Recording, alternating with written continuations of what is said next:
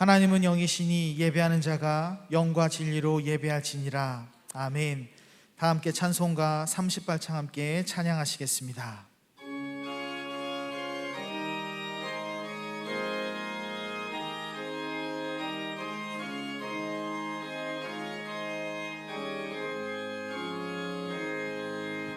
예수 우리 왕이여 이곳에 오셔서 우리가 왕께 드리는 영광을 받아 주소서. 우리는 주님의 백성, 주님은 우리 왕이라. 왕이신 예수님 오셔서 자정하사 다스리소서. 예수 우리 주시여 이곳에 오셔서 우리가 주께 드리는 찬양을 받아 주소서. 우리는 주님의 종들, 주님은 우리 주시라. 주 대신 예수님 오셔서 이 찬양을 받아 주소서.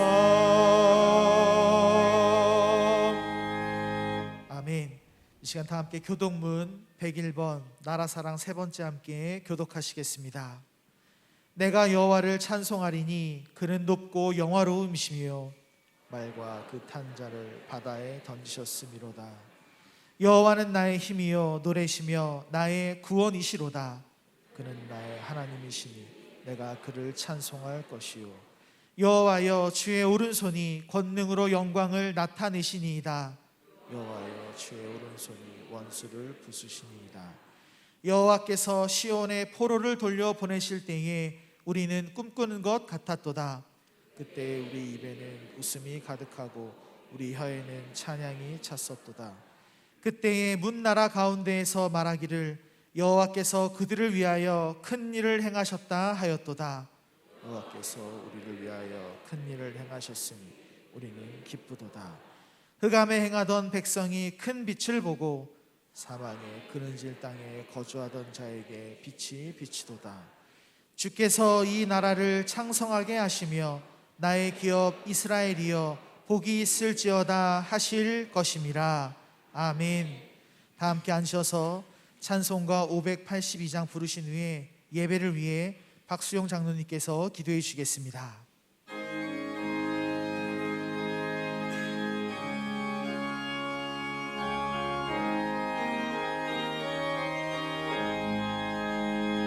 어둠 밤 마음에 잠겨 역사의 어둠 짙었을 때에 계명성 동쪽에 밝아 이 나라 여명이 왔다.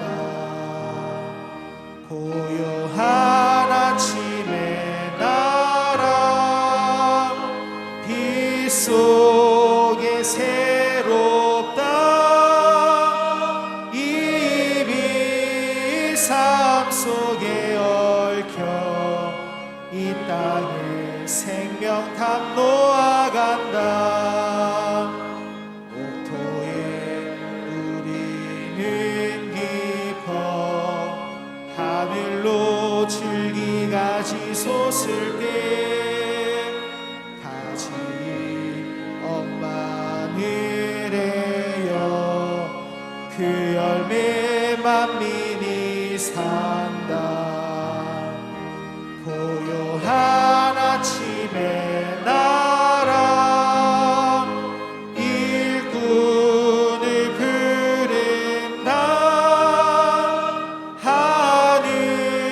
씨앗이 되어 역사의 생명을 이어가리.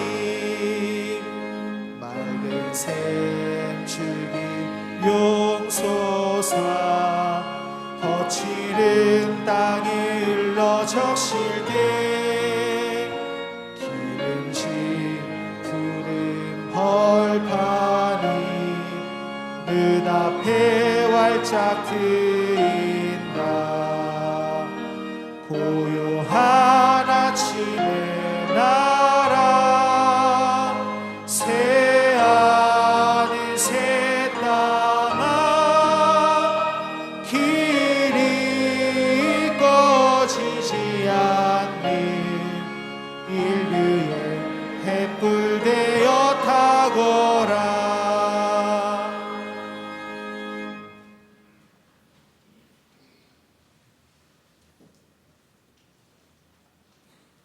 사랑이 많으신 하나님, 우리를 거룩한 주일 예배의 자리로 인도하여 주신 은혜 감사드립니다. 우리가 신령과 진정한 마음으로 오늘 예배를 드리게 도와주시옵소서. 그리하여서 오늘 예배가 하나님께서 기뻐하시는 예배 될 수 있도록 인도하여 주시옵소서. 지난 한 주간 우리 삶 가운데 우여곡절이 있었음을 고백합니다. 우리 삶 가운데 이런 쓴뿌리들을 허락하셔서 무지중에 누리고 있던 평범한 삶이 하나님의 더할 수 없는 축복이었음을 알게 해주시니 감사드립니다. 유한한 인생이 무한한 하나님 앞에서 교만하고 모든 것을 다 알고 이루었던 것처럼 행동한 우리의 무지를 용서하여 주시옵소서. 주님, 우리 인생의 때를 따라 아름답게 해주시니 감사드립니다. 우리들이 늙고 병들고 영향력이 줄어가도 지금 살고 있는 이 시간이 인생의 최고의 순간임을 깨닫게 인도하여 주시옵소서. 그래서 우리 인생 가운데 고전분투 노고함을 통해서 하나님께서 우리 인생을 창조하신 목적을 온전히 알아가는 지혜를 허락하여 주시옵소서. 나를 위해 기도합니다. 일어나고 있는 모든 분열과 아픔에 대한 정죄함과 위로는 주님께 맡기고 불평과 당진보다는 하나 되어서 우리 앞에 해야 할 일들을 묵묵히 하는 그런 수준 높은 백성되게 인도하여 주시옵소서. 집중호우로 인해서 우리나라에 큰 피해가 발생되고 있습니다. 주님, 더 이상 피해가 발생되지 않게 우리나라를 지켜주시옵소서. 그리고 어려움 당하고 있는 우리 이웃을 위해 먼저 기도하고 복구를 위해서 최선을 다해 도울 수 있는 우리 기독교인들에게 인도하여 주시옵소서. 우리 교회를 위해서 수고하신 목사님 은퇴를 준비하고 있습니다. 목사님을 위로하시고 축복하여 주시옵소서. 그동안 사역이 은퇴를 통하여서 완성되게 인도하여 주시옵소서. 또한 새로운 목사님의 청빙을 준비하고 있습니다. 신중한 과정 되게 하시고 이를 통해서 우리 교회 모두를 축복하여 주시옵소서. 오늘 목사님께서 대언하신 말씀을 통해서 우리 교회가 위로받고 세상 중에서 빛과 소금의 역할을 온전히 감당하게 인도하여 주시옵소서. 오늘 예배를 위해 봉사하는 찬양대, 예배 안내위원, 주차관리, 그리고 교회를 아름답게 하시는 모든 지체에게 복의 복을 주시어 진심의 봉사를 통해서 하나님 영광 받아 주시옵소서. 모든 말씀 예수 그리스도의 이름으로 감사하며 기도드렸사옵나이다. 아멘. 하늘에 계신 우리 아버지, 아버지의 이름을 거룩하게 하시며 아버지의 나라가 오게 하시며 아버지의 뜻이 하늘에서와 같이 땅에서도 이루어지게 하소서. 오늘 우리에게 일용할 양식을 주시고 우리가 우리에게 잘못한 사람을 용서하여 준 것 같이 우리의 죄를 용서하여 주시고 우리를 시험에 빠지지 않게 하시고 악에서 구하소서. 나라와 권능과 영광이 영원히 아버지의 것입니다. 아멘.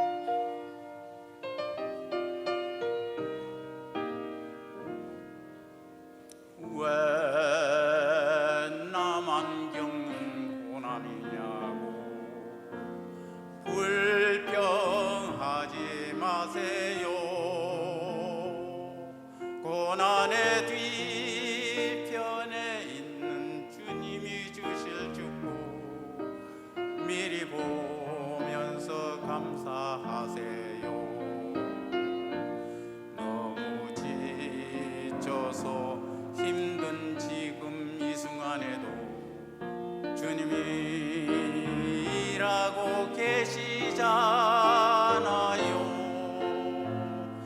남들은 지쳐 앉아 있을지라도 당신만은 일어서세요. 힘을 내세요. 힘을 내세요. 주님이 손잡고 계시잖아요. 주님이 나와 함께함을 믿는다면 어떤 역경도 이길 수 있잖아요. 왜 이런 슬픔 찾아왔는지 원망하지 마세요. 당신이 잃은 것보다 주님이 깨워준 은혜 더욱 많음에 감사하세요. 너무 견디기 힘든 지금 이 순간에도 주님이 일하고 계시잖아요. 남들은 지쳐 앉아 있을지라도 당신만은 일어서세요. 힘을 내세요. 힘을 내세요. 주님이 손잡고 계시잖아요. 주님이 나와 함께함을 믿는다면 어떤 고난도 견딜 수 있잖아요. 힘을 내세요. 힘을 내세요. 주님이 손잡고 계시잖아요. 주님이 나와 함께함을 믿는다면 어떤 고난도 견딜 수 있잖아요. 어떤 고난도 견딜 수 있잖아요.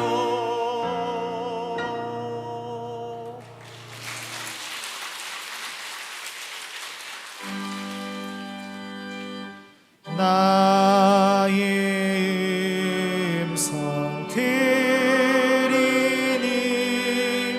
주여 받아주셔서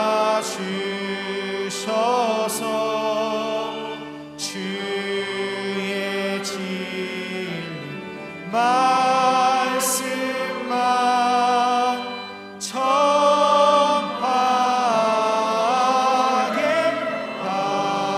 하소서.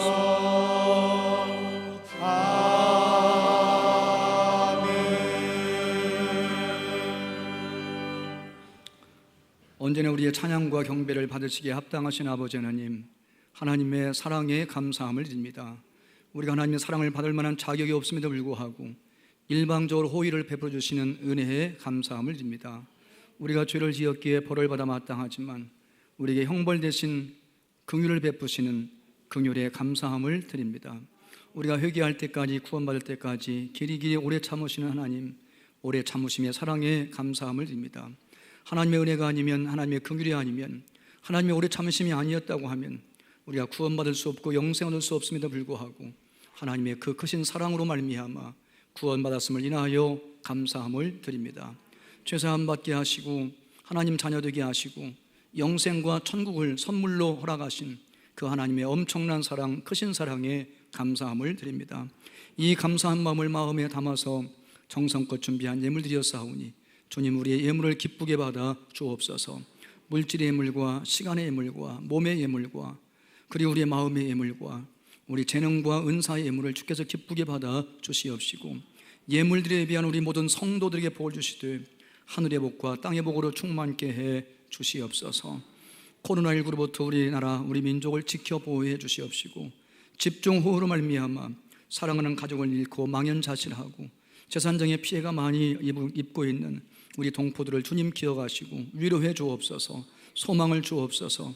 우리가 이 어려운 때에 서로 사랑하며 서로 격려하며 하나님께 받은 축복을 나누어 주면서 서로를 아끼며 존경하며 함께 이 모든 어려움을 이기어 승리할 수 있도록 축복해 주시옵소서. 코로나19의 이 어려움이 우리만 겪는 고난이 아닌 줄 믿습니다. 힘을 내게 하시고 용기 잃지 않게 하시고 하나님 바라보게 하시고 믿음으로 승리할 수 있도록 은총 베풀어 주옵소서. 이제 우리의 다음 세대, 우리가 사랑하는 아들과 딸들 그리고 손자 손녀들에게 집중적으로 말씀을 가르치는 여름 계절 학교가 시작됩니다. 그들을 위해 수고하는 교육자들과 부장 선생님들과 교사들을 주님 일일이 기억하여 주시옵시고 말씀 안에 풍성히 거하게 하시고 성령으로 충만하게 하시고 영혼 사랑하는 마음 뜨겁게 해 주심으로 이 여름 계절에 말씀을 집중적으로 가르칠 때에 놀라운 기적의 역사가 일어날 수 있도록 함께해 주옵소서. 우리 모든 자녀손들이 말씀 위에 굳게 서게 하시고 말씀으로 구원받고 말씀으로 성장하고 말씀으로 세워져서 하나님 나라 일꾼들로 쓰임받게 하여 주시옵소서. 사랑만 주님께서 우리와 함께 하실 줄로 믿고 예수님의 이름으로 축복하며 기도하옵나이다. 아멘. 전후좌우로 인사하겠습니다. 사랑하고 축복합니다.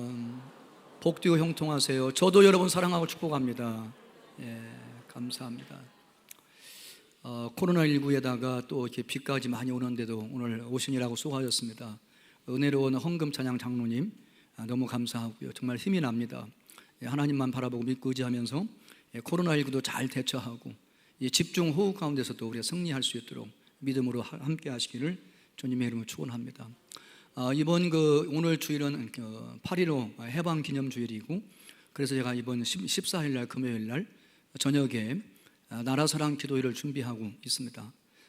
일제 침략 그리고 압박과 서름에서 이제 해방된 지가 벌써 75년이 되었고 정말 우리가 작지만 강한 나라 되어서 일본만이 아니라 어떤 나라의 침략도 받지 않고 강한 나라로서 승리하려고 할 것이면 나라와 민족을 위해서 많이 기도해야 됩니다. 지금 또 기도할 때이고요. 그러기 이번 금요일 날 좀 가능하시면 많이 오셔서 함께 기도하되 우리는 정말 나라와 민족을 사랑하는데요. 우리의 젊은 세대들, 우리의 자녀손들도 정말 나라와 민족을 사랑하는 애국의 마음이 심겨져야 됩니다. 우리만 살다 떠날 나라가 아니고 우리 아들, 딸들, 손자손들 계속 이 땅에서 살아야 되는데 우리가 살던 이 조국을 정말 작지만 강한 나라 만들어서 우리의 후손들이 강대국들에 무시당하거나 멸시당하거나 침략당하거나 이런 어려움 당하지 않고 나라를 지키며 정말 평안하게 살려고 할 것이면 기도할 일이 너무 많은 거죠.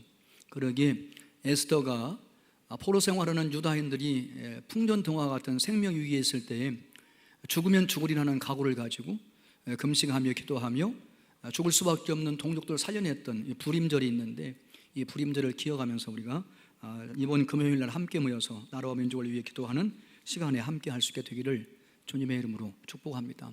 다른 광고는 주보를 참고하시고 영상으로 정리해 드리겠습니다.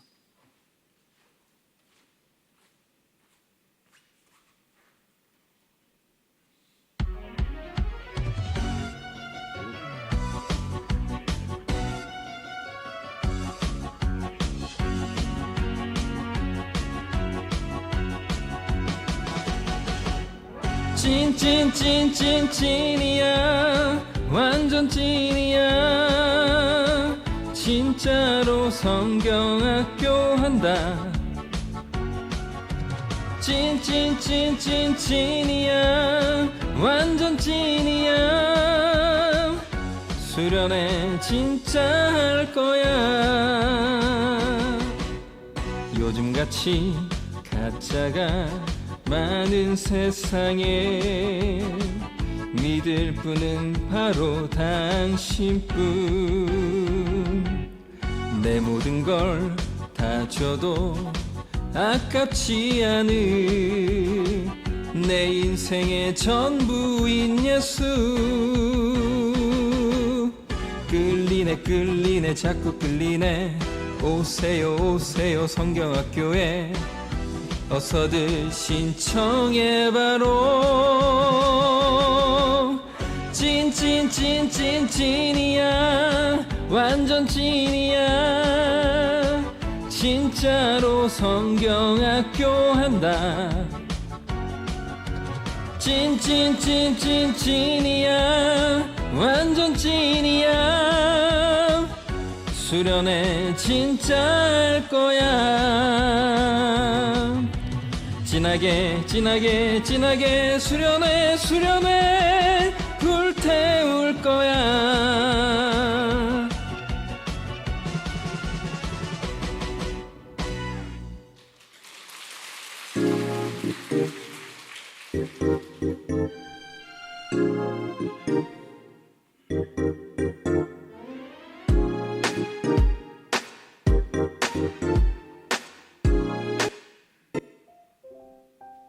말년교 소식을 알려드리겠습니다. 오늘은 해방기념주일입니다. 8.15 해방 75주년 나라사랑기도회가 8월 14일 금요일 오후 8시 약속의 땅에 서 있습니다. 나라와 민족을 위하여 기도하는 시간으로 삼으시길 바랍니다. 8월 목회계획 기본과 본질 한 사람 또 한 사람 현장 예배 및 온라인 예배 안내 말씀을 듣게 하세요. 기적이 일어납니다. 주보를 참조해 주시길 바랍니다. 유아부 계절교육이 오늘부터 3주간 시작됩니다. 많은 관심과 기도 부탁드립니다. 제22차 청년부 여름 국내 선교 이음을 위한 선교 후원 나눔이 다음 주일에 있습니다. 많은 관심과 후원을 부탁드립니다.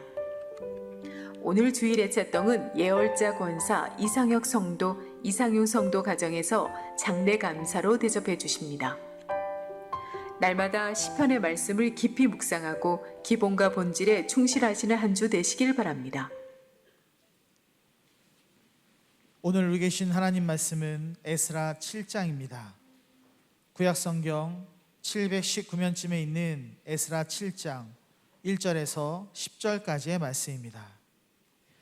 2일 후에 바사왕 아닥사스다가 왕위에 있을 때에 에스라라 하는 자가 있으니라. 그는 스라야의 아들이요 아사라의 손자요 힐기야의 증손이요 살룸의 현손이요 사독의 5대손이요 아히두베의 6대손이요 아마랴의 7대손이요 아사라의 8대손이요 무라요의 9대손이요 스아이야의 10대손이요 우시엘의 11대손이요 붓기의 12대손이요 아비스와의 13대손이요 비느하스의 14대손이요 엘르아살의 15대손이요 대제사장 아론의 16대손이라.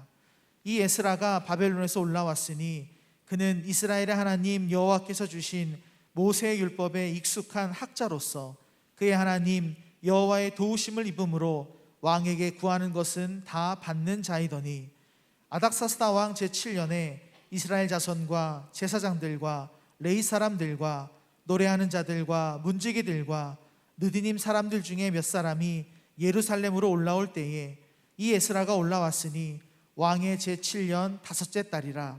첫째 달 초하루에 바벨론에서 길을 떠났고 하나님의 선한 손에 도우심을 입어 다섯째 달 초하루에 예루살렘에 이르니라. 에스라가 여호와의 율법을 연구하여 준행하며 율례와 규례를 이스라엘에게 가르치기로 결심하였었더라. 아멘.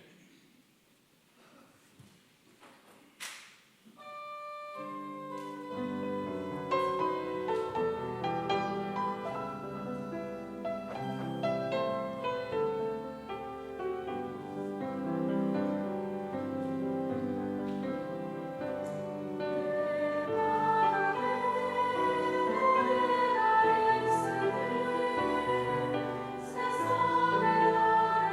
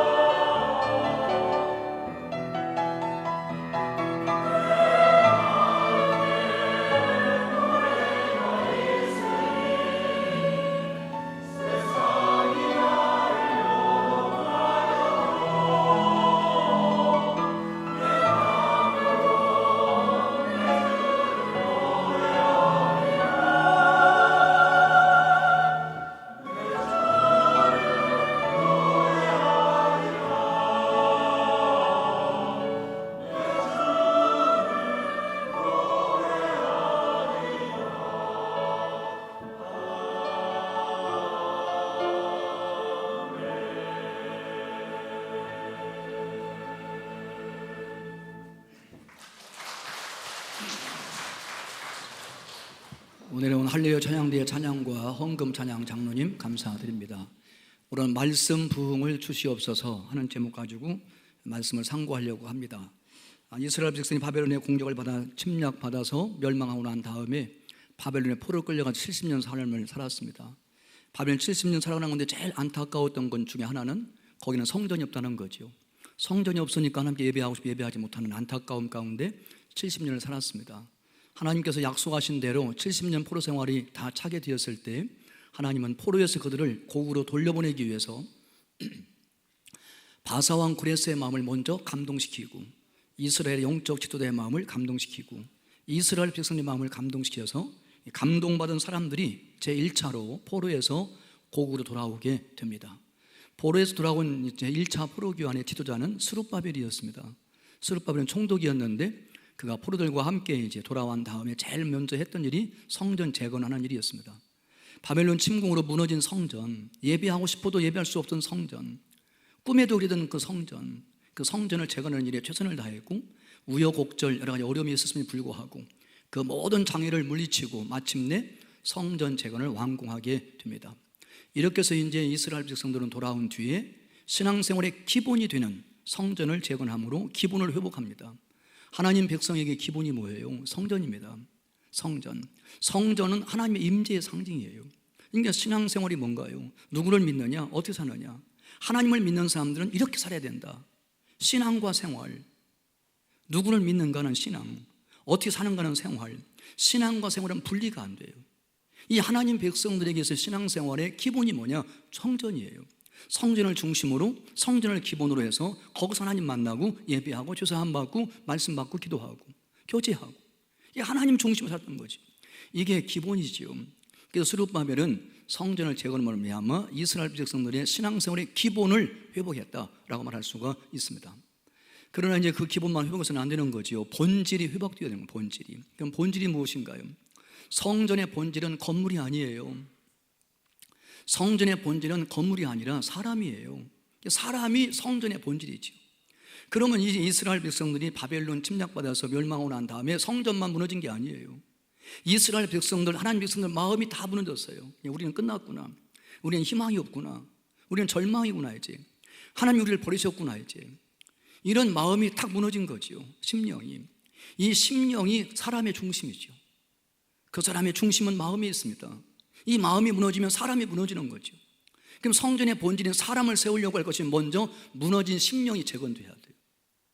눈에 보이는 외형의 건물도 중요하지만 성전도 중요하지만 본질인 눈에 보이지 않는 무형의 성전, 마음의 성전, 이 심령이 재건되어야 이스라엘 백성들이 하나님의 백성으로서 굳게 세워지는 것, 그게 본질이지요. 이 본질의 회복을 위해서 바벨론 포로에 돌아올 때 두 번째로 돌아온 사람이 에스라예요. 성전 건축을 한 후에 58년의 세월이 흘러갑니다. BC 458년이에요. 이때 두 번째 2차 포로 귀환 때 백성을 이끌고 돌아왔던 사람이 에스라예요. 에스라가 두 번째 돌아올 때는 한 1800명 정도의 남아있던 이스라엘 포로들이 돌아오게 되었습니다. 그들이 돌아와서 했던 일이 바로 심령 재건이었다. 본질을 회복하는 일이었다 하는 사실이 에스라 7장 이하에 쭉 기록되어 있음을 발견할 수가 있습니다. 에스라에 대한 소개가 오늘 읽은 말씀 1절 이하에 기록되어 있는데 1절만 같이 읽습니다. 이 일 후에 바사왕 아닥사스다가 왕위에 있을 때에 에스라라는 자가 있으니라. 이제 정권은 바뀌었지요. 바벨론이 바사나라가 되고 바사나라의 이제 정권이 바뀌면서 아닥사스다 왕까지 이렇게 된 거죠. 이 아닥사스다 왕이 왕위에 있을 때 그때가 언젠가요? 주전 458년이에요. 성전 재건하고 난 뒤에 58년이 흐른 때입니다.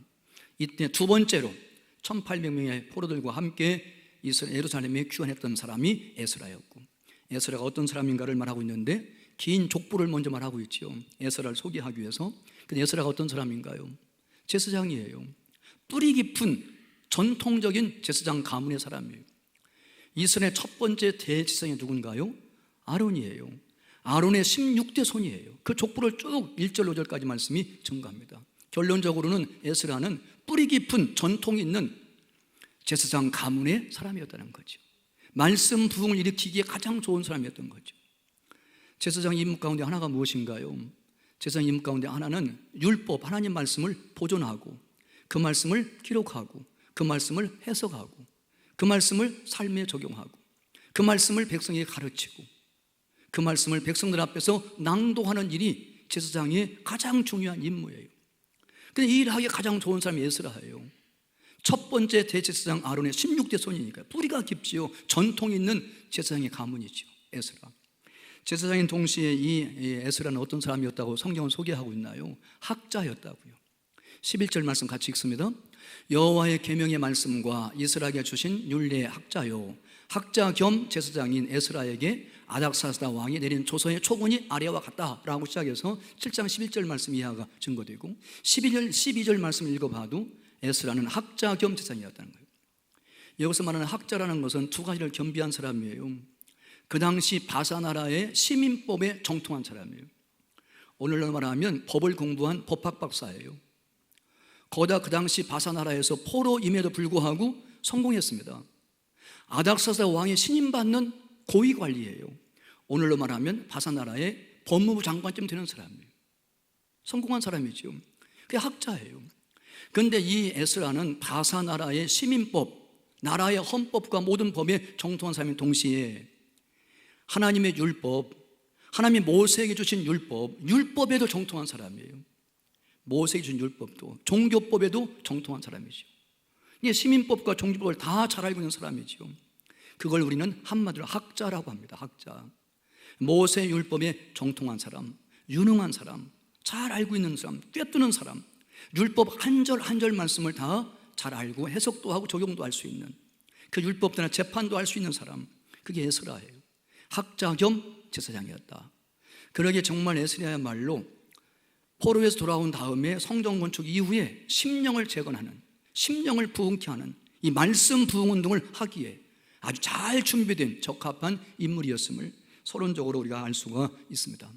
이 에스라가 이제 무너진 심령을 재건하여 성전의 본질인 사람을 살리고 사람을 키우고 사람을 세우는, 여기 있지요? 한 사람 한 사람을 살리는 거, 키우는 거, 세우는 거 다 말씀이에요. 말씀이 부흥이 일어나면 한 사람 한 사람이 살려주고 키우고 세우는 역사, 성전의 본질, 오늘날 하나님의 성전으로서의 교회의 본질인 사람을 세우는 일, 이 심령을 재건하는 일, 그 모든 수단은 다 말씀이었다는 거예요. 그러기에 말씀 부흥을 위해서 에스라가 한 일이 무엇인가요? 세 가지 결심을 합니다. 포로에 돌아온 에스라, 정말 심령을 재건하기 위해 성전의 본질을 회복하기 위해서 말씀을 내가 어떻게 할 것인가, 말씀에 대한 세 가지 결심을 해요. 그 10절 말씀이지요. 같이 읽습니다. 에스라가 여호와의 율법을 연구하여 준행하며 율례와 규례를 이스라엘에게 가르치기로 결심하였었더라. 여기 결심했다는 말은 마음을 준비한다는 거예요. 마음을 준비한다. 여기에 마음을 둔다, 마음을 쓴다, 온통 마음이 거기에 가 있다. 세 가지에 여호와의 율법은 넓게 하나님 말씀이에요. 여기 율례와 규례도 하나님 말씀이에요. 이 말씀을 첫 번째 뭐 하기로 결심했나요? 연구하기로. 두 번째는 준행하기로. 세 번째는 가르치기로. 이 세 가지를 결심한 거예요. 세 가지를. 이 세 가지를 위해서 내가 마음을 다 쏟아붓겠다, 마음을 집중하겠다, 마음을 준비하겠다, 이렇게 결심하는 거죠. 에스라가 첫 번째 결심한 것이 거기 나와 있지요. 말씀을 연구하기로 결심했다. 그렇게 증거하고 있음을 보게 됩니다. 여기 연구한다는 말은 영어로 표현하면 study라는 말이 제일 합당한 말이에요. study. 이 말은 그냥 말씀을 그냥 듣고 지나간다, 말씀을 읽고 지나간다, 그런 뜻이 아니에요. 공부한다는 말은 하나님의 말씀 한 절 한 절, 한마디 한마디가 하나님은 이 말씀에서 무엇을 말씀하려고 하지? 이 말씀이 무슨 뜻이지? 이 말씀을 어떻게 내가 삶에 적용하고 이 말씀대로 살아갈 수 있지? 이것을 깊이 공부하는 거, 그게 연구한다는 뜻이에요. 연구한다는 말과 함께 쓰는 말이 탐구한다래요. 탐구한다. 깊이 있게 신중하게 하나님 말씀 한마디 한마디, 한 절 한 절을 읽고 듣고 공부하는 거예요. 이게 무슨 말씀인가? 하나님이 이 말씀을 왜 하셨지? 이게 무슨 말씀이지? 이 말씀을 해석하는 겁니다. 이게 무슨 뜻이지 도대체가? 이 말씀들을 어떻게 살지? 삶에 적용하고 실천을 위해서 연구하는 거, 이걸 말합니다. 이것을 하겠다고 지금 에스라는 결심을 한 거죠. 결심을 한 거예요. 여러분, 하나님 말씀을 예찬하는 시편 119편 성경 말씀에 딱 피면 가운데 있지요. 분량으로 볼 때 그 성경 중에서 가장 한 장이 긴 것이 시편 119편이에요. 176절까지 있습니다. 이게 말씀에 대한 이찬을 노래하고 있죠. 그런데 이 시편 119편 12절 말씀은 이렇게 기록되어 있습니다. 같이 읽습니다. 찬송을 받으실 주 여호와여, 주의 율례들을 내게 가르치소서. 내게 가르치소서. 이런 말씀을 연구한다는 말은 말씀을 자기에게 가르치는, 자기에게. 우리는 좀 알면 그냥 남이 가르치기를 좋아해요. 말하기를 좋아해요. 훈계하고 교훈하고 충고하기를 좋아해요. 남에게. 아니에요. 말씀을 연구하는 것은 남에게 가르치기 전에 먼저 자기에게 가르치는, 자기에게. 자신에게 말씀을 가르치는 거예요. 여기 주의 율례도 말씀이에요. 이 주의 율 남에게 가르치기 전에 먼저 내게 가르치소서. 말씀을 자기 자신에게 가르치는 것을 뭐라고 그래요? 배운다고 해요. 배운다. 먼저 말씀을 배우기로 에스라는 결심을 한 거지요. 배우기로. 이런 말씀을 배우는 것이 멈추면 모든 것이 다 멈춰요. 말씀을 배우고 말씀을 연구하기를 멈추면 난 더 이상 배울 게 없어. 내가 신앙생활 1년 했나? 다 알아. 다 들었어. 오늘 성경 본 말씀 읽으면 무슨 소리가 없겠냐? 다 알아. 그거 교만이에요. 세상에 어떤 누구도 하나님 말씀을 다 할 수 없어요. 그 진리를 다 깨달을 수가 없어요. 똑같은 말씀인데 읽을 때마다 새로워요. 들을 때마다 새로워요. 배우고자 하는 겸손한 마음만 있으면 언제나 배울 수 있어요. 말씀은요. 깊이 있는 진리예요. 이 말씀이요. 보화지요, 이게요. 난 더 이상 배울 거 없어. 성경을 한두 번 읽었나? 내가 신앙생활 1, 20년 했나? 설교를 한두 번 들었나? 다 알아. 아니에요. 여러분, 배우는 걸 멈춰. 성경 연구하고 공부하고 탐구하고 성경을 자기 자신에게 가르치는 것을 배우는 것을 멈춰. 그러면 신앙 성장이 멈춰요. 거기서 머물러 있는 거예요. 더 이상 신앙 성장이 안 돼요. 말씀 배우기를 멈추면 더 이상 삶의 변화가 안 일어나요. 우리 인격의 변화가 안 일어나요. 이 인격의 변화를 성숙이라고 해요. 성숙. 하나님의 인격, 예수님의 성품, 주님의 삶의 모습을 조금씩 닮아가며 우리가 변화되어야 돼요. 그 결론이 거룩함, 그 결론이 성결함, 그 결론이 경건함이라고 해요. 경건한 사람이 못 된다는 거예요. 말씀 배우기를 멈추는 말이에요. 그러기 우리는 계속적으로 결심해야 돼요. 하나님의 말씀을 연구하기로, 하나님 말씀을 먼저 나에게 가르치도록, 하나님의 말씀을 겸손히 끝까지 배우도록 결심을 해야 되죠. 거기다 마음을 쏟아야 된다 그 말이죠. 이렇게 할 때 말씀 부흥의 역사가 먼저 우리의 심령 속에서 일어날 줄로 믿으시기를 주님의 이름으로 축원합니다. 이렇게 잘했던 사람들이 베레아 사람들이에요. 사도 바울이 복음 들고 1차, 2차, 3차 선교여행 다니면서 이 지역 저 지역 다니면서 말씀을 전했는데 베레아 사람들이 그 말씀의 반응이 가장 좋아요. 그 모습을 사도행전 17장 11절이 이렇게 증거합니다. 같이 읽습니다. 베레아에 있는 사람들은 데살로니가에 있는 사람들보다 더 너그러워서 간절한 마음으로 말씀을 받고 이것이 그러한가 하여 날마다 성경을 상고함으로. 말씀을 받은 베레아 사람들의 반응이에요. 반응. 그런 사도 바울이 전하는 말씀을 받을 때에 어떤 마음을 받았나요? 간절한 마음을 받았어요. 간절한 마음. 여러분, 가정주부가, 어머니가, 아내가 아무리 정성 다해서 밥을 잘 지어놔도 밥맛은 좋은데 입맛이 없으면 안 먹어요. 입맛이 없으면. 그럼 밥을 잘 안 먹으면 뭐라고 그래요? 밥맛 없으면 입맛으로 먹으라고 그러잖아요. 여러분, 하나님의 말씀도 영혼의 양식이에요. 생명의 양식이에요. 정말 하나님 말씀을 영혼의 양식으로 여러분 믿으시나요? 생명 양식을 믿으시나요? 말씀 없으면 죽을 수밖에 없는 걸 믿으시나요?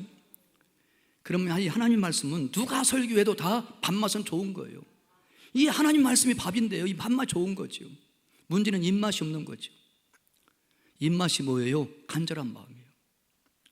하나님의 말씀을 영혼의 양식으로 받아 먹는 입맛이 뭐냐? 그게 간절한 마음이에요. 이 간절한 마음이 없으면 설교를 아무리 잘하는 사람이 설교한다고 할지라도 입맛이 없으면 말씀이 안 들어오는 거죠. 그 입맛이 있어야 되죠. 그 하나님의 말씀을 영혼의 양식으로 받아 먹는 입맛이 뭐냐? 간절한 마음이에요. 여러분이 오늘 예배에 오실 때 말씀을 들으고 오늘 목사님을 통해서 어떤 말씀을 나에게 주실까? 오늘 말씀을 통해 하나님은 나에게 무엇을 말씀하실까? 기대하며 사모하며 설레며 간절한 마음으로 교회에 오셔서 오늘 말씀을 들으면 여러분 입맛이 좋은 거죠. 그럼 그 말씀이 여러분의 영혼의 양식이 되고 생명의 양식이 된다. 먼저 간절한 마음이 있어야 돼요. 입맛이 좋아야 돼요. 이게 전국적으로 운동하고 그리고 주식적으로 음식을 먹는 사람들은 입맛이 없는 날이 없어요. 항상 맛있어. 근데 밥도 뜨문뜨문 먹는 사람들, 아예 밥맛 없다고, 이게 뭐 맛이 없다고, 그리고 밥을 잘 안 먹으면 입맛도 다 잃어버려요. 이게요. 간절한 마음, 설레는 마음, 기다리는 마음, 사모하는 마음, 이 마음이 있어야 돼요. 이건 말씀에 대한 입맛이에요. 이렇게 간절한 마음으로 말씀을 받은 다음에 뭐 해야 돼요? 그냥 지나가는 게 아니에요. 흘러가는 게 아니에요. 그 말씀을 날마다 살롱해야 돼요. 하루도 빠짐없이 날마다 주일날 들은 하나님의 말씀을 오늘부터 다음 주일까지 날마다 이 말씀을 상고해야 돼요. 이게 무슨 뜻인가? 하나님 이 말씀을 왜 하셨는가? 이 말씀을 내가 어떻게 살 수 있는가? 이걸 상고하는 거, 깊은 생각을 하는 거죠. 깊은 생각, 묵상하는 거죠. 이렇게 상고하는 것도 영어로는 스타디라고 그래요. 이렇게 날마다 성경을 상고할 때 그 말씀이 영혼의 양식되고, 그 말씀이 생명의 양식되고, 그 말씀이 우리를 살리고 우리에게 에너지를 주는 줄 믿으시기 바랍니다. 이것이 내 마음속에 일어나는 심령 부흥의 첫 단계예요. 심령 부흥. 심령이 부흥돼야, 심령이 재건돼야 사람이 살아나는 거죠. 사람을 세우는 첫 번째 단계는 말씀을 연구하는 거다라고 말할 수가 있습니다. 에스라는 두 번째로 결심한 게 있습니다. 그 두 번째 결심도 10절 말씀에 있죠. 에스라는 말씀을 준행하기로 결심을 했습니다. 10절 같이 읽습니다. 에스라가 여호와의 율법을 첫 번째 뭐 했어요? 연구하기를. 두 번째는 뭐예요? 준행하기로 결심했던 거예요. 준행하기로. 준행이 뭐예요? 말씀을 연구한 다음에 그 말씀을 실천하고 순종하고 삶에 적용하고 그 말씀을 따라서 날마다 사는 거, 그게 준행이에요. 우리가 왜 말씀을 연구해야 되나요? 말씀 연구의 목적은 딱 하나예요. 그 말씀대로 살려고요. 사는 게 목적이지, 실천이 목적이지, 말씀을 연구하는 목적이 지식 증가가 아니에요. 지식의 축적이 아니에요. 정보를 더 얻는 게 아니에요. 말씀을 연구하는 목적은 그 말씀을 따라 사는 거, 말씀을 삶에서 실천하고 적용하고 순종하는 거, 그 말씀을 날마다 지키며 하루하루 순간순간 말씀 따라 살아가는 거, 그것이 연구의 목적이에요. 그러기 위해서라는 두 번째로 하나님의 말씀, 율법, 말씀을 연구한 그 말씀을 준행하기로 결심을 했다라고 말씀하고 있습니다.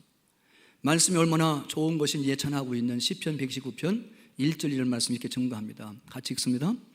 행위가 온전하여 여호와의 율법을 따라 행하는 자에게 복이 있으며, 여호와의 증거들도 말씀이에요. 여호와의 증거들 지키는 것도 순종이에요. 전심으로 여호와를 구하는 자에게 복이 있도다. 누가 복이 있나요?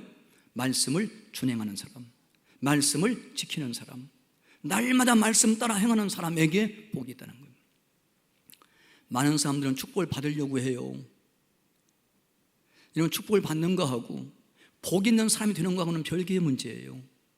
우리가 아무리 구해서 축복을 받는다고 할지라도 복 있는 사람이 되지 못하면 본질적으로 그 축복 다 잃어버려요. 일시적이에요. 하나님이 약속하신 수만 가지 복을 받고 누리려고 할 것이면 본질이 바뀌어야 됩니다. 그 본질이 뭐예요? 본질은 복을 받는 것이 아니라 복 있는 사람이 되는 거예요. 어떤 사람이 복 있는 사람이에요? 누구에게 복이 있나요?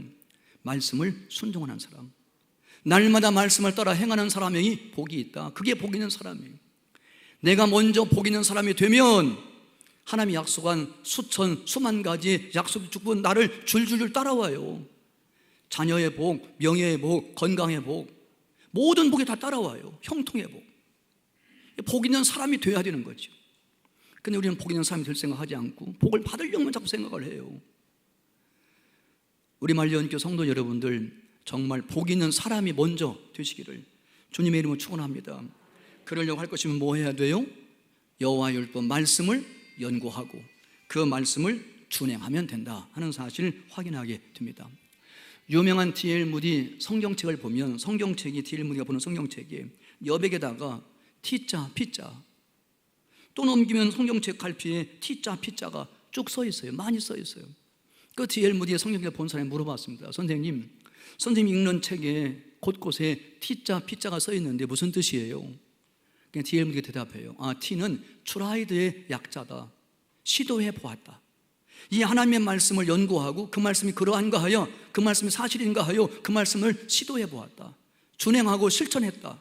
그 말씀대로 살아봤다. 그랬더니 피자, 프루브드, 그 말씀이 사실로 입증되었다는 거예요. 그렇게 말씀을 묵상하다가 그 말씀을 마음에 간직하면 그 말씀대로 살아보고 그 말씀이 이루어지면 T자, 피자서. 성경 곳곳에 T자, 피자 있던 거 아니에요. 여러분 시도해 보세요. 시도해 보지도 않고 안 된다고 하지 말고, 하나님 말씀 순종도 안 해보고 복받지 못한다고 말하지 말고 한번 해보세요.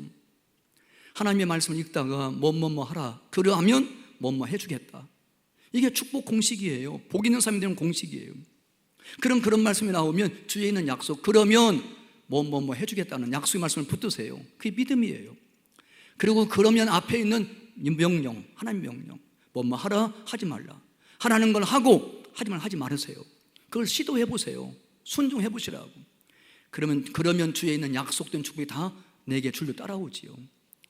이런 놀라운 은혜를 경험하며 사시기를 주님의 이름으로 축원합니다. 그럴 때 우리의 심령에서 말씀 부흥이 일어나게 된다. 그럼 우리 심령이 굳게 세워지고, 심령이 세워지면 우리 하나님의 사람으로 굳건히 세워지는 본질이 회복되는 역사가 일어나게 된다 하는 겁니다. 에스라는 세 번째 결심한 것이 있습니다. 그게 무엇일까요? 에스라는 말씀을 가르치기로 결심을 했습니다. 10절 말씀 다시 읽습니다. 에스라가 여호와의 율법을 연구하여 준행하여, 율법과 규례도 여호와의 율법, 말씀의 별명이에요. 이 말씀을 이스라엘에게 가르치기로 결심했다. 세 번째 말씀이 가르치기로 결심했다는 거죠. 가르치기로. 예수님께 제자에게 지상령 주실 때도 역시 이 말씀을 강조하고 계시지요. 같이 읽습니다. 내가 너희에게 분부한 모든 것을 가르쳐 지키게 하라. 볼지어다 내가 세상 끝날까지 너희와 항상 함께 있으리라 하시니라. 주님의 제자가 되려고 할 것이면, 모든 민족을 주님의 제자로 삼으려고 할 것이면 마지막 단계가 뭐예요? 주님이 분부하신 말씀, 주님이 가르친 말씀, 그 모든 말씀을 뭐예요? 가르쳐서 지키게 해야 돼요. 이 말씀을 강조하면 지킬 때까지 가르쳐야 돼요. 여러분, 가르침은 반복이에요. 한 번 배운 다음에 다 그대로 사는 사람이 어디 있나요? 교육은 반복이에요. 그러기에 교육을 훈련이라고 그래요. 같은 말씀 또 듣고 또 해보고, 또 듣고 또 해보고, 또 듣고 또 해보고, 이게 반복되는 거죠. 그러기에 가르쳐 지키라는 말을 더 강조하면 지킬 때까지 가르쳐라. 말씀을 지키지 않으면 말씀을 배운 게 아니에요. 그러기에 예수님께서는 제자가 되고 제자 삼는 일을 하고 할 것이면 마침내 주님 말씀한 모든 것을 가르쳐 지키게 하고, 지킬 때까지 반복적으로 지킬 때까지 가르쳐라. 그러면 진짜 제자가 된다 하는 거죠. 강조할 것을 발견할 수가 있습니다. 어느 초등학교 교장선생님이 쓴 글을 제가 읽은 적이 있습니다. 일본 초등학생의 한국 수학여행이라는 제목의 교장선생님의 글이에요. 초등학교 교장선생님. 어느 가을날 불국사 앞들에 많은 관광객들이 북적였습니다. 그때 교장선생님 본 눈에 띈 두 개의 대조되는 그룹이 있었어요. 하나는 일본 아이들이, 어린 아이들이, 중학급 아이들이 질서정연하게 뜰에 서 있어요. 들어가려고. 근데 그 옆에 한국의 어린이들이 내학급의 아이들이 모였는데 이들은 줄도 서지 않아요. 엄마가 싼 도시락, 김밥 꺼내가지고 지루하니까 그냥 다른 친구 막 던져, 장난쳐. 나는 질세나 또 다른 아이가 도시락에서 김밥 꺼내가지고 또 막 던져. 과자도 막 던져. 그냥 막 땅바닥에 막 김밥, 과자들이 막 흩어지게 된 거죠. 난장판이 된 거예요. 그 모습을 보고 있던 일본의 어린아이가 선생님이 질문했습니다. 선생님, 저 아이들은 왜 이렇게 저렇게 난장판을 만들어요? 저 아이들은 왜 저렇게 야단들 치는 거예요? 그렇게 일본 어린아이가 선생님이 물어보니까 일본 선생님이 그렇게 답변했습니다. 조선은 옛날에 우리의 하인과 같이 살았단다. 근데 지금 경제적으로 좀 잘 산다고 해가지고 저 모양이야. 하는 짓을 보니 저렇게 하다가는 다시 우리의 하인이 되겠구나. 교장 선생님이 일본말을 모르는 줄 알았는지 모르지만 이 일본의 선생은 진지하게 그렇게 답변한 거예요. 저 조선 한국 사람들 옛날에 우리의 하인과 같이 살았고 지금 어린아이들 저렇게 사는 걸 보니 앞으로 다시 또 저들이 우리의 하인이 될지 모르겠다 하는 거죠. 교장 선생님이 충격을 받았어요. 그 말을 듣고. 일본말은 아닌가요? 그래서 일본 아이 하나를 에게 질문했습니다. 일본 아이 하나가 한국 아이들이 막 어지러 놓은 거, 더럽혀진 거, 막 김밥 던져놓고 과자 던져놓은 거, 그 더러운 걸 선생님이 치우라고 지시도 안 했는데 일본의 어린이 하나가 그 더러워진 걸 다 주워가지고 쇠도 집어넣어요. 교장 선생님이 충격받으면 하나이를 붙들고 물어봅니다. 일본말이 되니까요. 너가 어지러운 것도 아닌데 왜 네가 치우니? 그랬더니 일본 아이가 이렇게 답변합니다. 우리 모두는 이웃이에요. 누가 어지럽혔던지 간에, 누가 더럽혔는지 간에 그걸 치우는 것이 뭐 이상한 일인가요? 아주 당연한 시 이렇게 얘기를 한 거예요. 교장 선생님이 그 두 모습을 지켜보면서 일본의 미래와 한국의 미래를 대조하면서 억장이 무너졌던 거죠. 여러분 잊으셨나요? 1945년 일본이 패망하고 조선 우리나라에서 떠날 때 한 말을 잊으셨나요? 100년 후에 다시 오겠다. 무서운 말이죠. 일본이 패전하고 한국을 떠날 때 했던 말들이에요. 100년 후에 우리가 다시 오겠단 말이에요. 다시 쳐들어오겠다는 거 아니에요. 그 야유권은 그는 지금도 버리지 못하고 있는 거죠. 해방된 75년이에요. 100년 25년 남았습니다. 꼭 그때 쳐들어오지는 않겠다고 하지만은 요즘에 우리는 지금 잘못 대처하고 있는 거죠. 자꾸 반일 감정을 익혀요. 일본을 미워하고, 일본을 적대하고, 일본 상품 살지 말라고 불매운동하고, 친일파 찾아서 척결하는 거, 그리고 일본을 싫어하는 마음을 자꾸 심어줘요. 젊은 애들 지금 굉장히 일본을 싫어합니다. 그건 감정이에요. 감정이에요. 저도 초등학교 다닐 때 뱀만 보면 돌로 쳐 죽였습니다. 일본 놈이라고. 감정이 굉장히 격했어요. 경험은 못했지만 부모님에게 들은 얘기가 있으니까요. 그러나 반일 감정으로는 일본을 이길 수 없어요. 감정이 아니에요. 일본을 넘어서야 돼요. 일본 잘하는 거 많아요. 발전된 거 많아요. 일본 거리 가보세요. 담배꽁초 하나, 휴지 하나 없어요. 질서정연합니다. 근검 전략이에요. 훌륭한 거 많아요.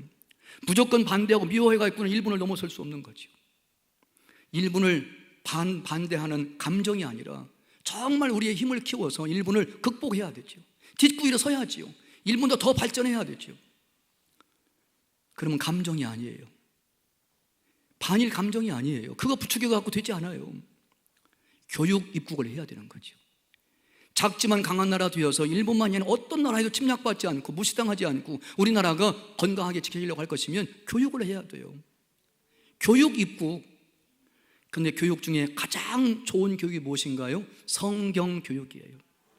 영어 교육보다 수학 교육보다 어떤 교육보다도 정말 작지만 우리나라를 강하게 할 수 있는 우리 미래가 밝은 교육, 성경 교육이에요. 그래 가정에서는 자녀들에게 부모님들이 성경을 가르쳐야 돼요. 성경을 어려서부터 성경을 가르쳐야 됩니다. 어렸을 때가 성경을 배우기 가장 좋은 때예요. 디모데가 그랬어요. 디모데 외할머니, 디모데 어머니는 어렸을 때부터 디모데에게 말씀을 가르쳤다. 말씀을. 그 말씀이 사람을 살리니까요. 그 말씀이 사람을 키우니까요. 그 말씀이 사람을 세워서 하나님 앞에 쓰임받게 하니까. 가정에서는 부모들이 자녀들에게 성경 말씀을 가르치는 일에 우선순위를 둬야 돼요. 영어 수학은 필요하지만 그게 근본이 아니에요. 말씀. 교회 학교 교사들이 오늘 막 찐찐찐하고 막 온몸을 치잖아요. 이 코로나19 때라고 할지라도 숫자는 적어도 하나의를 하나님의 사람을 세우려고 아주 몸부림을 치고 있잖아요. 교회 학교에 보내야 되죠. 여름 계절 학교 코로나 중에도 진행합니다. 방역수 지키면서 거리두기 하면서 철저하게, 그럼에도 불구하고 우리의 다음 세대를 키우기 위해서 말씀을 가르쳐요. 관심하세요. 기도하세요. 보내세요. 그리고 여러 가지 이유로 보낼 수 없으면 가정에서 유튜브로 동시에 실시간 방영되니까요. 함께 가정에서 부모와 자녀가 말씀 교육을 받으셔야 되죠. 말씀 교육. 교인은 또 사명이 있지요. 우리나라 우리 민족들에게 말씀을 전해야 되고 복음 전해야 되고 말씀을 가르쳐야 될 사명이 있습니다. 1927년이에요. 이미 일제시대지요. 우리 한국의 젊은이들이 일본 동경에 유학 갔습니다. 그 유학생들 중에 뜻 있는 사람들이 1927년부터 일본 동경에서 조선 성경연구회, 조선 성서연구회를 창립하고 모임을 결성해가지고 일주일에 한 번씩 조선의 젊은이들이 일본 동경에서 함께 모였어요. 매주 한 번씩 함께 모여서 성경을 연구해요. 그리고 조국의 통일을, 조국의 해방을 위해 기도해요. 그러다 공고마치고 돌아왔어요. 그 물음을 이끄던 사람들이 김교신 목사님, 함석근 선생님, 이런 분들이에요. 한국에 와가지고 여전히 끊임없이 일제 치하에서도 민족의 해방과 그리고 해방 이후에 새로 세워질 나라의 건국의 기초를 이루기 위해서 그 기초는 성경 말씀이어야 된다, 그런 확신과 비전을 가지고 성경 연구 모임을 계속해요. 그 연구한 것들을 글로 써서 잡지를 만드는데 그게 성서조선이에요. 그렇게 잡지를 만들어가며 온 국민들을 계몽하는 일들, 깨우는 일들을 했습니다. 성경 말씀 가지고 국민을 깨우는 일. 일제에게 그게 알려지게 되죠. 그리고 월간이가 1940년도에 폐간돼요. 그럼에도 불구하고 그는 끊임없이 성경을 연구하면서 일제로부터의 해방과 해방된 뒤에 세워질 조선의 건국 초기에 그 기초를 성경 위에 둬야 된다, 말씀 위에 나라를 세워야 된다, 그런 비전 가지고 계속 성경 연구 운동을 합니다. 여러분, 우리나라를 다시 세우는 일도 마찬가지죠. 성경이에요, 성경. 그러니까 교육 중에서 가장 중요한 교육이 성경 교육, 말씀 교육인 거죠. 다시 한번 에스라처럼 정말 바벨론에게 멸망한 나라, 아직도 식민 통찰한 나라, 포로에 돌아온 다음에 스룹바벨은 성전 재건에서 기본을 회복하고, 에스라는 두 번째로 돌아와가지고 심령 재건, 심령 부흥을 위하여, 말씀 부흥을 위하여 이 세 가지 결심을 했던 것처럼 오늘 해방주의를 맞이해서 우리들도 이 세 가지 결심이 있게 되기를 주님의 이름으로 축원합니다. 다시 읽습니다. 에스라가 여호와의 율법을 연구하여 준행하며 율법과 규례를 이스라엘에게 가르치기로 결심하였더라. 이게 살 길이에요. 이게 살 길이에요. 말씀 없이는 중생 없어요. 말씀이 들어가야 믿음이 생기고 그 믿음으로는 거듭나서 하나님의 자녀가 되고 중생을 경험하게 되는 거죠. 말씀 없이는 성장 없어요. 신앙 성장, 영적 성장, 영적 성숙 이루어질 수 없어요. 말씀 없이는. 말씀 없이는 거룩한 삶 못 살아요. 성결한 삶은 말씀에서 와요. 마귀와의 싸움, 세상과의 싸움, 죄와의 싸움, 자기와의 싸움, 이 모든 싸움에 승리하는 비결도 말씀이에요. 말씀 없이는 승리가 없어요. 우리의 개인 생활, 사업, 가정, 교회, 형통한 삶도 말씀에서 와요. 말씀이 우리의 전부예요. 우리 하나님은 말씀하시는 하나님, 기독교는 말씀의 종교, 그러기에 성도는 말씀의 사람, 이게 전부예요. 이게 본질이에요. 그럴 때 우리의 심령이 재건되고 성전의 본질인 사람이 세워지는 심령 부흥이 말씀 부흥으로 돈다는 사실을 기억하고, 이 에스라의 결심이 오늘 여러분과 저의 결심 될 수 있기를 주님의 이름으로 축원합니다. 축원합니다. 그렇게 하기 원하시면 잘 일어나서 기도하기 원해요. 하나님, 오늘 에스라의 결심이 우리의 결심 되게 해 주옵소서. 나의 결심 되게 하옵소서.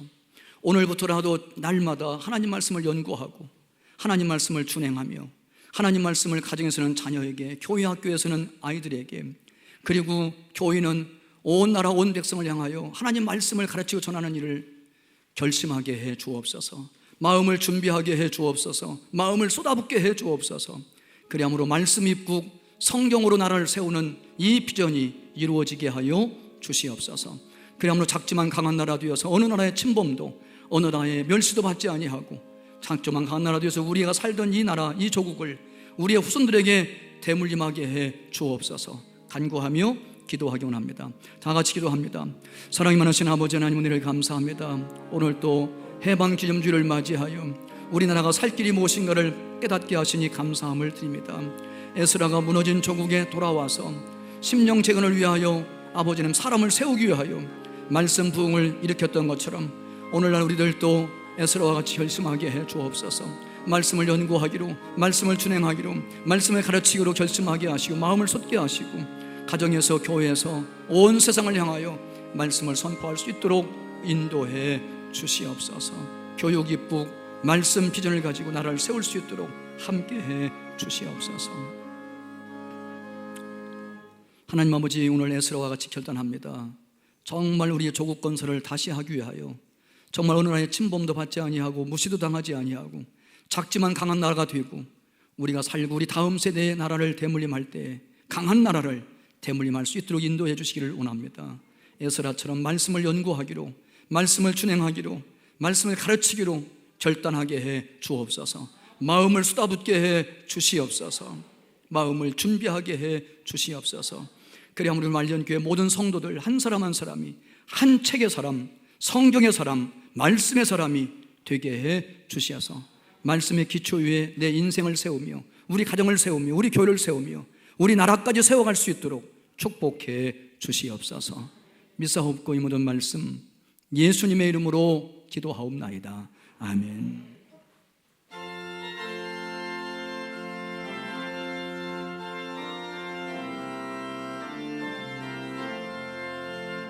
주의 말씀 받은 그날 참 기쁘고 복되도다. 이 기쁜 마음 이겨서 온 세상에 전하노라. 기쁜 날 주 나의 죄 다시 쓴 날 늘 깨어서 기도하고 늘 기쁘게 살아가리. 기쁜 날 주 나의 죄 다시 쓴 날 이 좋은 날 천하모 새 사람이 되었으니 몸과 마음 다 바쳐서 영광의 주를 섬기리. 기쁜 날 주 나의 죄 다시 쓴다. 늘 깨어서 기도하고 늘 기쁘게 살아가리. 기쁜 날 주 나의 죄 다시 쓴다.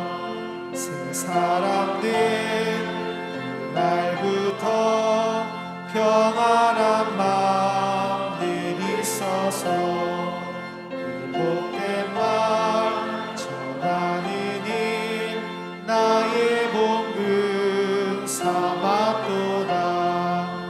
기쁜 날 주 나의 죄 다시 쓴다. 늘 깨어서 기도하고 늘 기쁘게 살아가리. 기쁜 날 주 나의 죄 다시 쓴 날.